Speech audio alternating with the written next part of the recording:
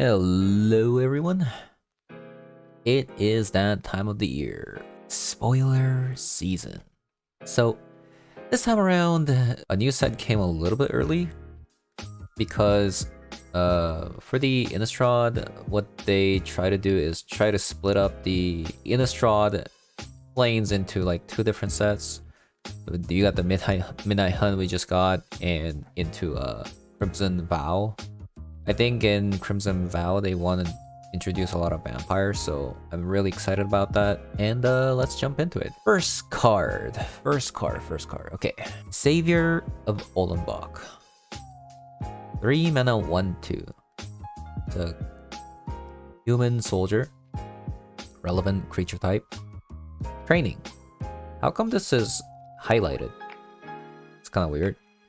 Whenever this creature attacks with another creature with greater power, put a +1/+1 counter on this creature. Oh, so it's like Mentor but backwards. It's kind of weird. So, 3 mana 1/2 though. That's the stat's pretty low. Whenever Savior of Ollenbock trains, exile up to one other target creature from battlefield or creature card from graveyard. Okay. It's like Skyclave Apparition, or it can be used as like an exile effect. When Savior of Ollenbock leaves the battlefield, put that exiled card onto the battlefield under their owner's control. Oh, it's like it's a reanimator, kind of. So you can use it to remove stuff, or you can choose to exile stuff. I mean, reanimate stuff. Kind of interesting. It says leaves the battlefield, put the exile card onto the battlefield. So even if this card gets exiled, the effect still triggers, which is relevant because if it dies, and then we might have some issues. It's interesting. I think it's a little bit too slow, right? 3 mana 1/2. If you're against a creature deck, they probably they played a creature on turn 1, they played a creature on turn 2, right? You play this, even if you went first, you play this on turn 3, you're looking at 1/2, and if it attacks, it becomes a 2/3. They probably have a blocker. So, I think at the best, all you can do is get back a creature. And it also says only when it trains, it exiles up to one target creature. So I think the card is bad. Like, historic for sure, you can't play this. But in standard it might be a little bit different. Maybe it's a little bit slow in standard too. Because standard, people play Intrepid Adversary. That has 3 attack. That comes out on turn 2. You can easily block this. And you also have Luminarch Aspirant to like give counters as well. Yeah, I don't see this card being played. Unless it's like some kind of a fringe reanimator deck in standard. You wouldn't be playing this in reanimator deck, and even if you want to reanimate something, like why would you be playing this instead of like Sigarda's Champion? I mean Sigardian Savior. Like even Sigardian Savior doesn't see play. I think this is a little bit too slow. Also, like exiling 2 creatures with this card is kind of like a pipe dream. Yeah. Okay, next card. Overcharged Amalgam. 4 mana 3/3 zombie horror. It has a flash and flying, which is kind of weird for a zombie. Exploit. When this creature enters the battlefield, you may sacrifice a creature. When Overcharged Amalgam exploits a creature, counter target spell, activate ability, or triggered ability. Why would you give this to a zombie? Why is this not a spirit? Everything about this is a spirit. Except for the fact that you have to sacrifice a creature, but still, you could have made it spirit zombie. This would be so sick in historic spirit deck. If this was a spirit. Why is this a zombie? The typing is so weird. A zombie horror? I guess they're trying to push the mere zombie? But even then, like, really? I mean, the effect is really strong, but the fact that it's a zombie kind of triggers me. I mean, it's whatever. It's good. If the mere zombie is a thing, card is probably gonna be in it. Move on to the next card. Sorin the Mirthless. Okay. He definitely does not look happy. That's for sure. 4 mana 4 loyalty. Look at the top card of your library. If you may reveal the card and put it into your hand. If you do, you lose life equal to its mana value. -2, create a 2/3 black vampire creature token with flying and lifelink. Okay.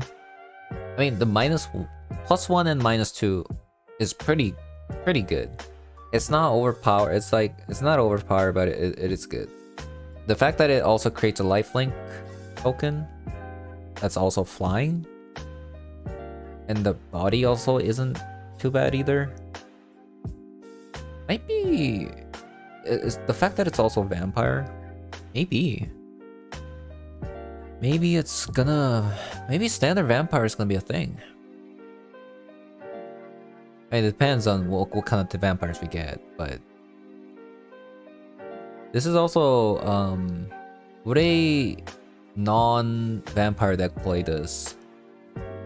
You don't need a vampire synergy to play this. Well, the +1 is the fact that you lose life though. You do have to play some lifelinkers probably. It does create a lifelink vampire. And it's also blocker. I like this card. 4 mana 4. It's pretty sweet. -7 though. The ultimate is, I mean, 13 damage is a lot. It can potentially win the game. I think this card's good. I don't know if this is gonna be played in historic. I don't think there's any room. But like because the 3 mana Sorin is so powerful, and you have card draw in vampires already with Champion of Dusk. I don't think you would play Sorin the Mirthless. But in standard for sure, I think if you want to play vampire, you play this card. Okay, next card. Volatile Arsonist. Menace Haste. It's a 5 mana though.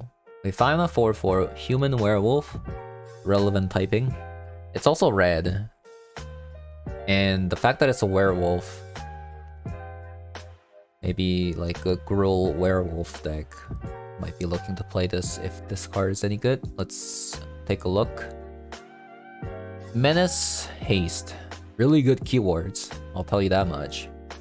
Whenever this attacks, it deals 1 damage to each of up to 1 target creature, up to 1 target player, and up to 1 target planeswalker. Pretty good actually. There's a lot of 1 health creatures. The fact that it's also menace, it makes it hard to block. And you probably are playing this in Ranger class deck, so when this attacks and you have Ranger class, it becomes a 5/5 in standard. And with menace, pretty good actually. This is a lot of damage. Daybound. It has a Daybound Nightbound mechanic because it's a werewolf. Transforms. Whenever this attacks, it deals 2 damage up to 1 target creature Okay, so it does 2 damage instead. 2 damage is definitely more than 1. And it becomes a 5/5. I'm in a haste. This kind of reminds me of what is that card? There's a dragon, the Glory Bringer. It kind of reminds me of Glory Bringer almost. I think this card is good. I think this card is good. It has the potential of being played over Ghostband Dragon and Rule deck. I think potentially. We'll have to see though. The fact that it's a werewolf, I don't know how much they care about the typing in Standard, but yeah, this card's really good. I like it. Next card, Olivia Crimson Bride. 6 mana card. Okay, this better be really, really good. 6 mana card. Legendary creature, Vampire Noble. So 3/4. Those stats are not that good for a 6 mana. Flying and haste. Okay. When this attacks, return target creature card from your graveyard to the battlefield tapped and attacking. It gains when you don't control a legendary vampire, exile this creature. Interesting.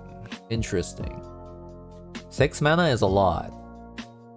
6 mana is a lot. If you're an aggro deck, you probably don't want to play this. But if the vampire becomes more mid-rangey, it has potential. The flying haste and the fact that you can instantly reanimate something is pretty big.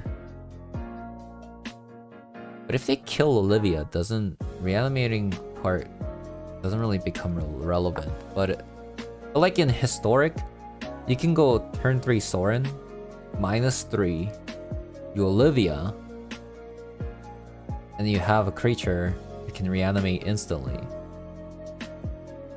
And also, like later, if you top deck something, if you top deck this and you play it, you have Champion of Dusk in your graveyard. You can immediately draw 2. That's also not bad. When you don't control a legendary vampire, it gains when you don't control a legendary vampire. If you actually, if you reanimate a legendary creature, it doesn't die, right? When you don't control a legendary vampire, so the card itself gains the text when you don't control a legendary vampire, exile this creature. If you reanimate legendary vampires, they don't die. I mean, they don't get exiled even if Olivia dies. That means you can play something like Florian, which is a really good card. 3 mana, 3/3 with that's actually really cool actually. So you play Olivia. If you have Florian in the graveyard, so on turn 3, like you play Florian. Let's say they kill Florian because Florian is a must-kill target. And then later on, you play the 3 mana Sorin, you -3s, and then put Olivia from your hand to the battlefield. Olivia attacks, gets the Florian, and then you draw something, right?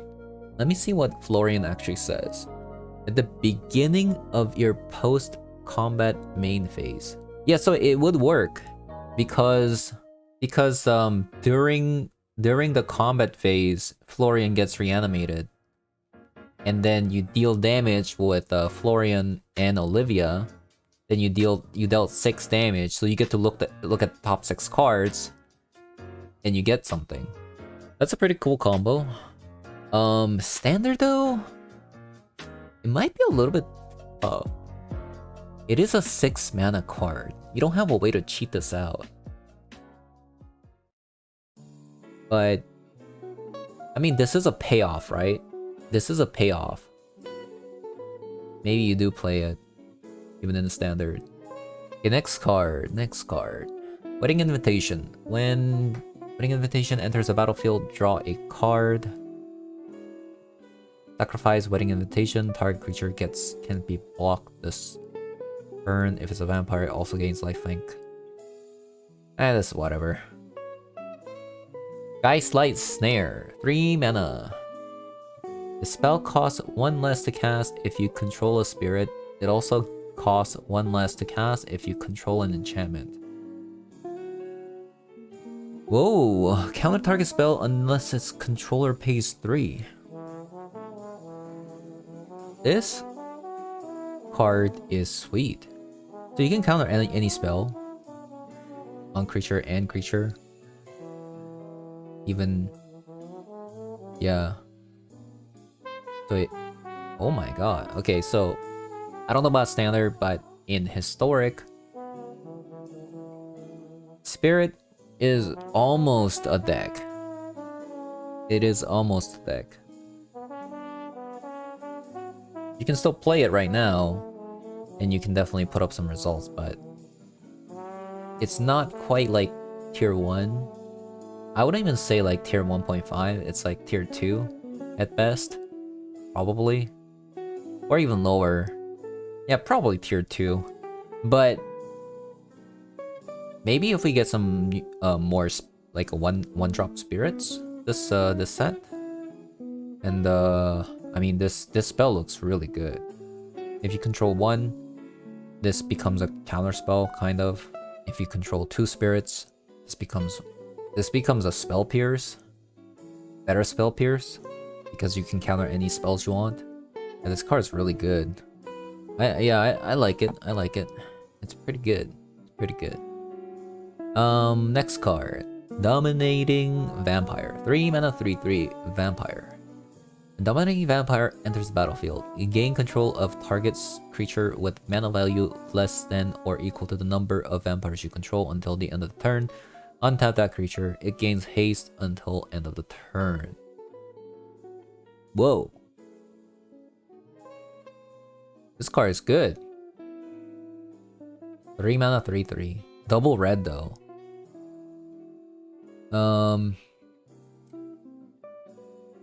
It's kind of weird though. It is a vampire. It is a vampire. It wants you to play vampires. But vampires right now don't really have any sacrifice outlet. But that's kind of weird. At least in historic you have Phyrexian Arena.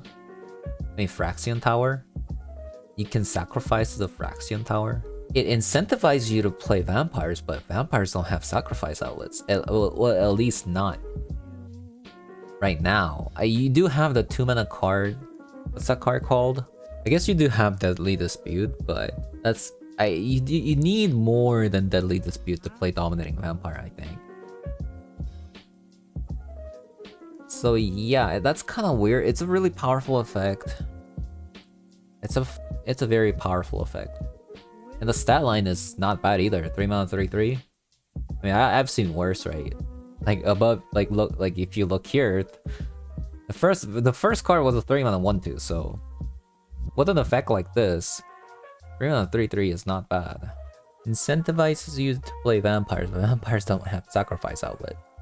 Maybe we'll get sacrifice outlets with the vampires. Who knows? Maybe that's the thing. That'd be kind of cool. Sacrifice vampires.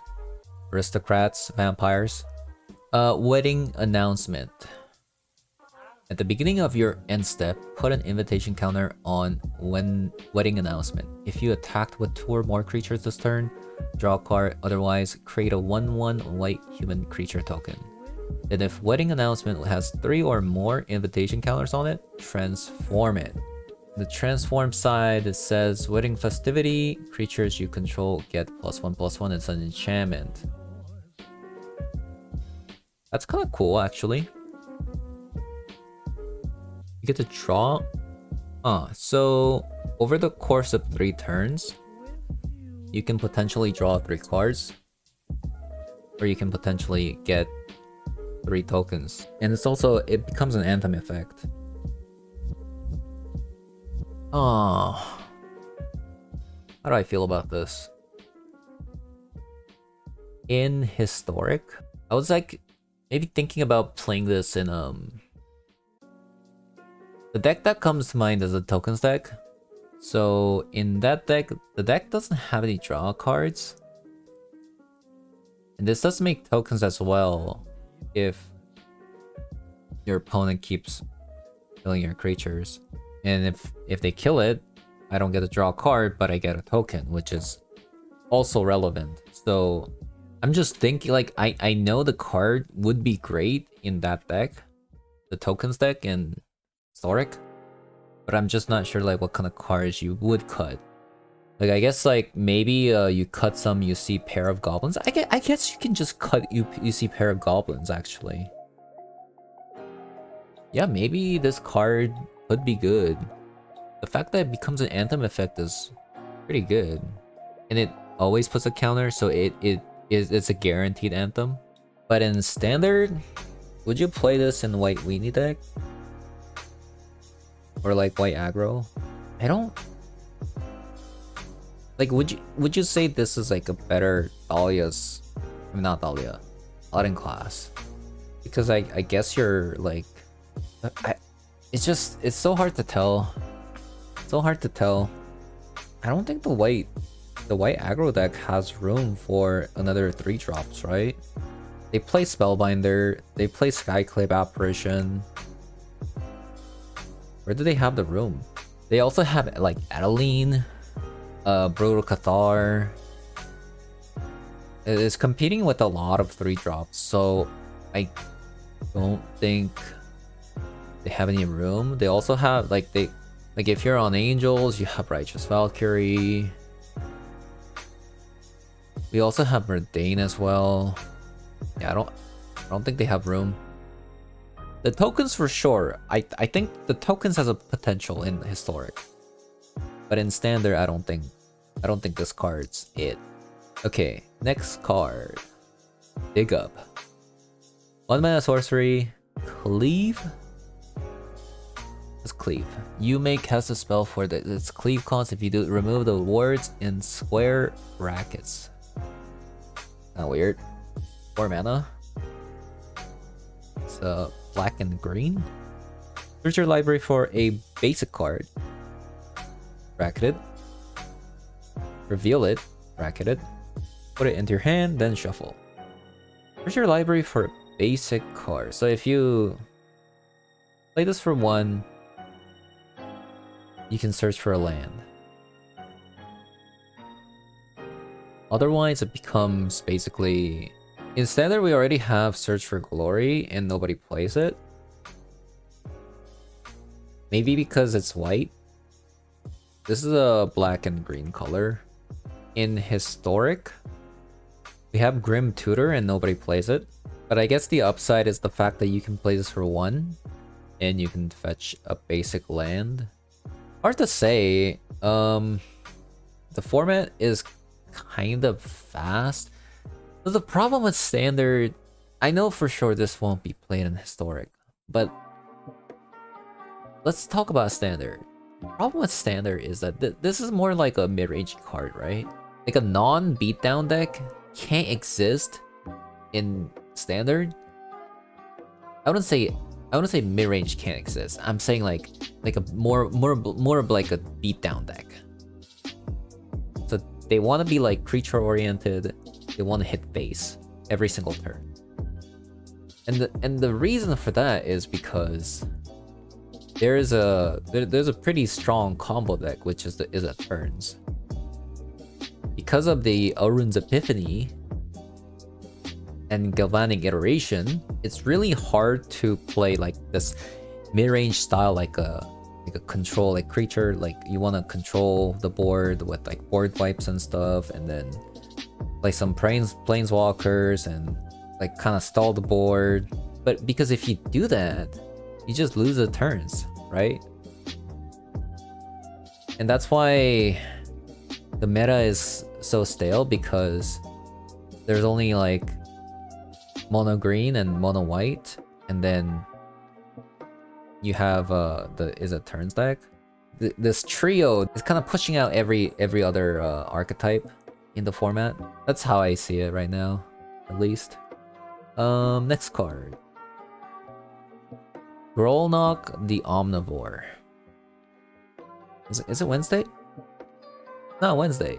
Okay, 4 mana 3/3.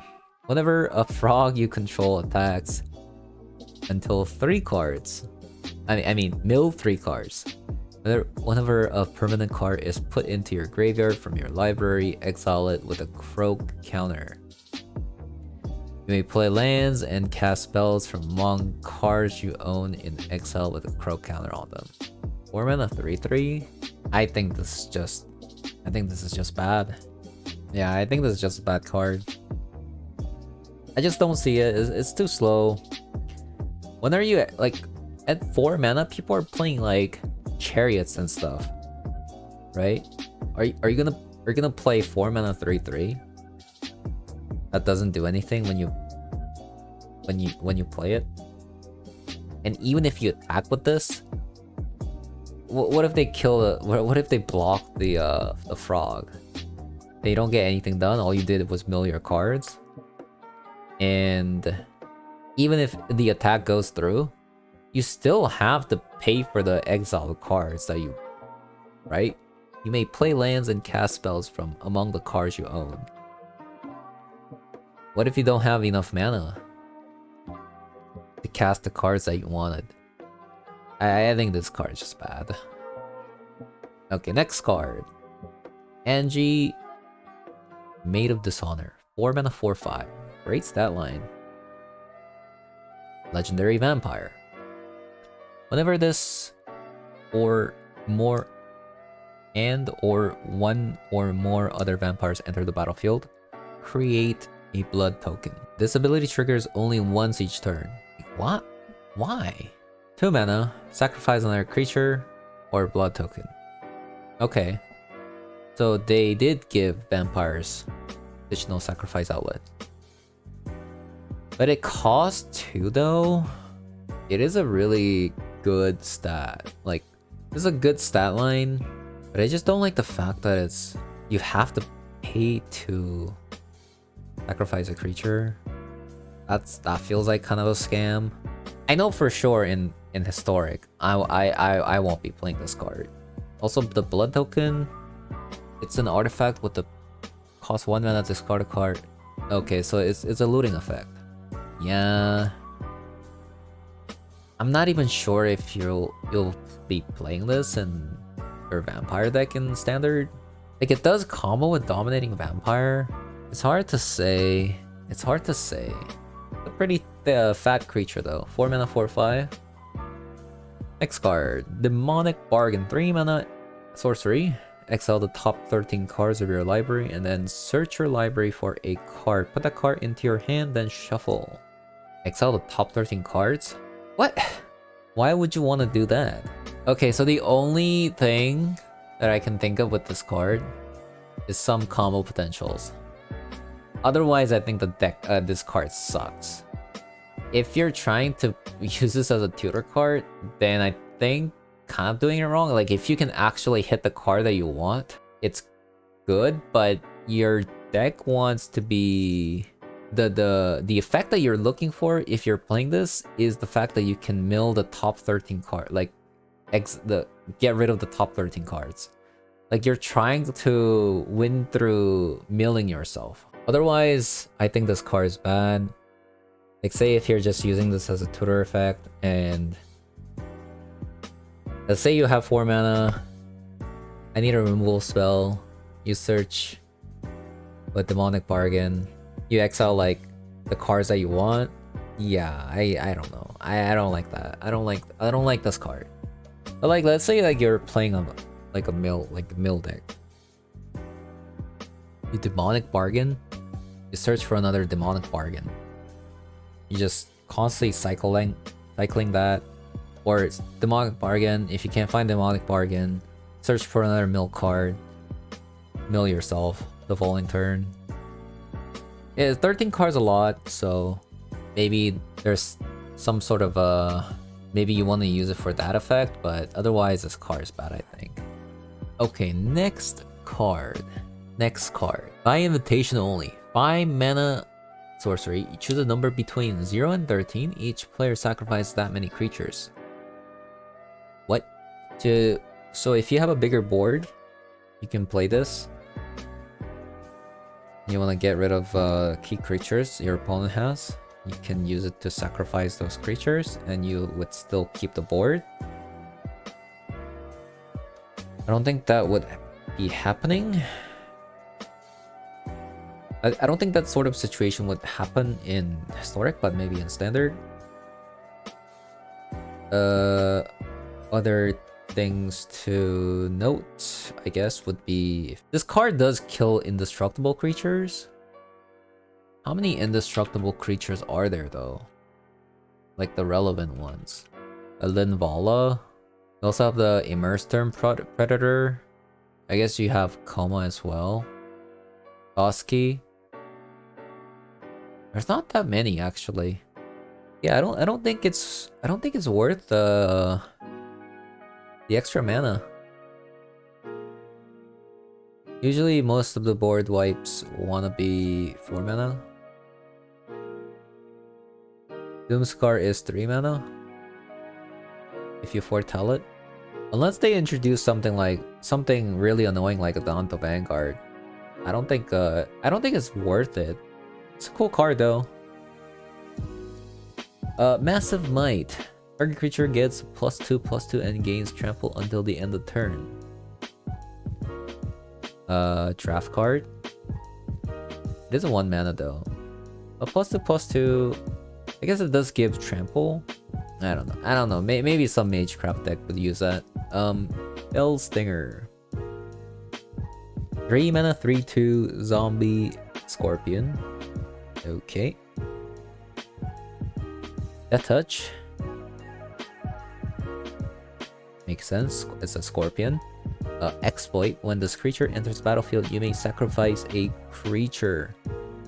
When Fellstinger exploits a creature, target player draws 2 cards and loses 2 life. Kinda looking sweet actually. 3 mana draw card. So obviously you can sacrifice itself to draw 2 cards. A 3 mana draw 2 isn't horrid. Also it says whenever this creature enters battlefield, you may sacrifice. So if this is your top deck, you can play this as a creature, or you can use it to draw two more cards.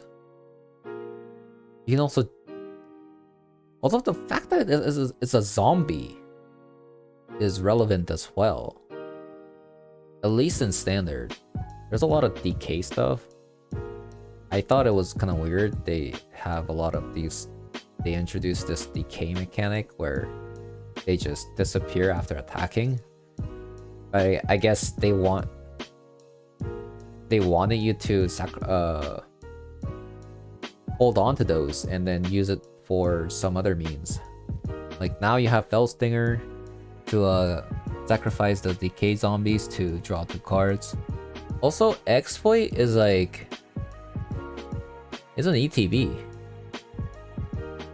Maybe you can do something with that. In Historic, maybe? It also says target player draws 2 cards and lose 2 life. It can be used against your opponent. If you ephemerate this, you can deal 6 damage. That's not bad, actually. There's definitely some potential. I really like this card. Dorothea, a Vengeful Victim. Flying. Legendary creature. Given a 4/4. When it attacks or blocks, sacrifice it at the end of combat. Okay, I see. There's definitely a cost to this. Push the stat line 2 and a 4/4.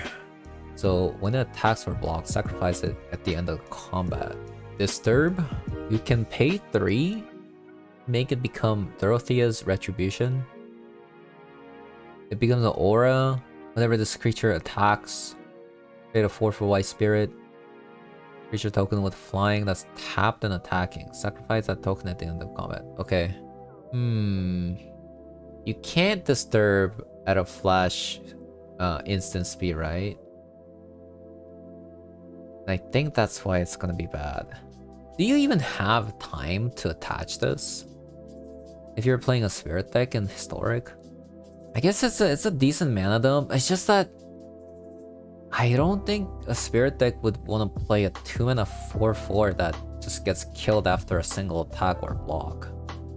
I can't see it being played in standard either.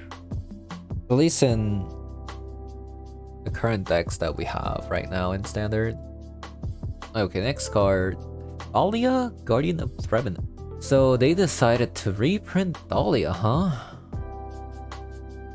Wow, Thalia kind of looks like who's that guy in World of Warcraft? The Lich King in this picture? Arthas.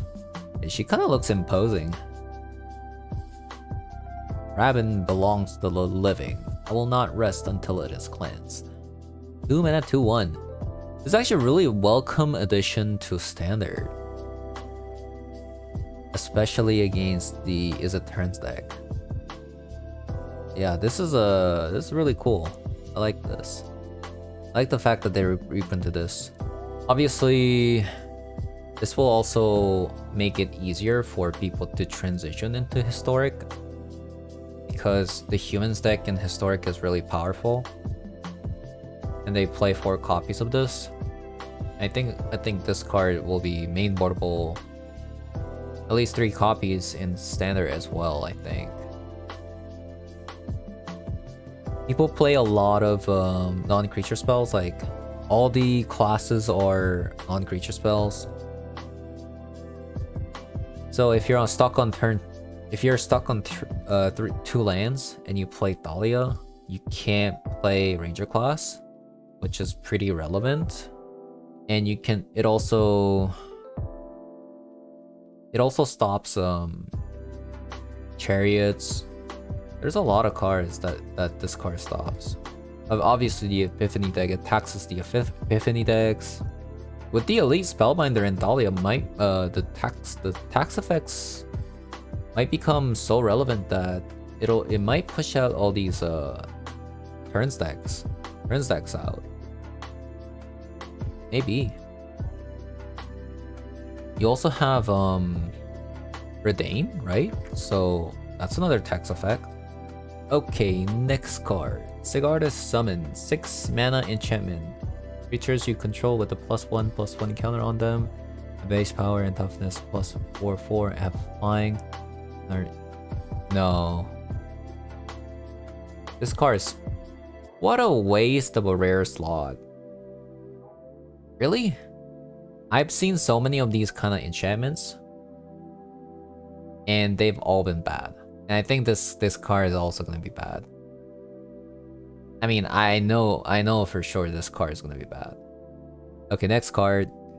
Voldaren Bloodcaster. 2 mana 2/1 Vampire Wizard. Flying. Wow, 2 mana 2/1 flying. Not bad. Whenever this creature or another non-token creature you control dies, create a blood token. Whenever you create a blood token, if you control 5 or more blood tokens, transform this card. And it becomes 3/3 flying at the beginning of your combat. Up to 1 target blood token you control becomes a 2/2 creature with flying and haste in addition to its other types. It doesn't say it goes back to being a non-creature, right? If there's more cards that can generate blood tokens easily, this card might have potential. I mean, if it transforms, it's pretty insane. Hard to make blood tokens at the moment. Hard to make blood tokens because that 4 mana. So let's say you play Voldaren on curve and then you play the 4 mana. The Rakdos Vampire that came out, whenever it comes down, once per turn it can make. Whenever a creature comes down, and once per turn you make a blood token. This requires 5 blood tokens. That's so much. I don't know. Okay, next card. Rot Tide Gargantua. 5 mana 5/4 exploit. When this exploits, Each opponent sacrifices a creature. It's whatever.